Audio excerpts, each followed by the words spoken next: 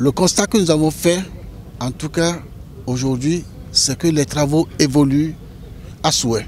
Depuis Porto Novo, la capitale, c'est un important projet routier que le gouvernement a lancé.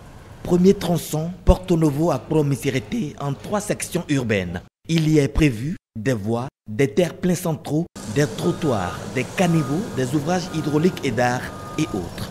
Selon la mission de contrôle, le niveau d'avancement est en adéquation avec le démarrage des travaux. L'entreprise est à 20,47% contre un taux de consommation de délai de 21,67%. Ce taux de consommation de délai, c'est à partir de l'ordre de service de démarrer les travaux qui a été adressé à l'entreprise par la DGI.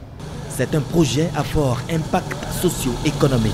C'est là un volet très important du programme d'action du gouvernement 2016-2021 auquel le gouvernement du Bénin et son chef, Monsieur le Président Patrice Talon, tiennent particulièrement.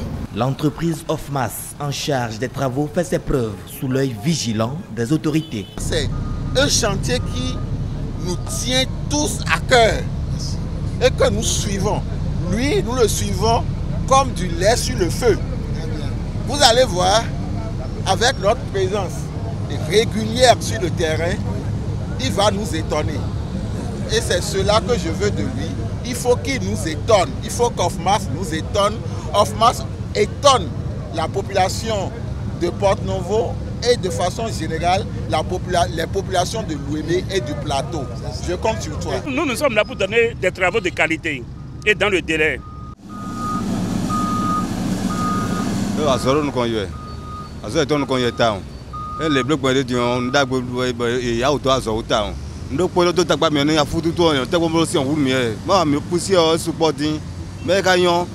blocs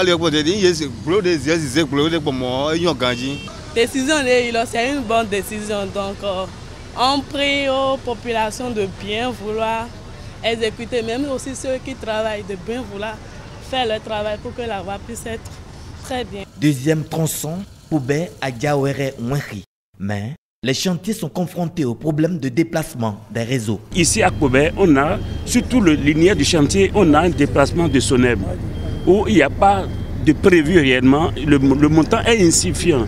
Donc comme il y a des imprévus qui sont dans le marché, comme il vient de le dire, nous allons puiser dans ça pour gérer ce problème et ne pas aller vers un avenant. Le ministre des Infrastructures et des Transports dit toute sa satisfaction, mais il attire l'attention des entreprises et les corps de contrôle sur une attente importante du gouvernement. Il ne s'agit pas de nous livrer des travaux, d'abord, qui ne soient pas de bonne qualité. Il faut veiller à la qualité et il faut veiller également à la durabilité des travaux, donc des routes. Donc ce projet est un des projets phares, n'est-ce pas, qui va permettre aux populations de Lomé, du plateau, du Bénin tout entier, et bien désormais donc de bénéficier d'une voie de qualité. Une voie qui permettra donc d'écouler les produits et de faciliter la circulation des personnes et des biens. La visite de terrain se poursuit à l'intérieur du pays.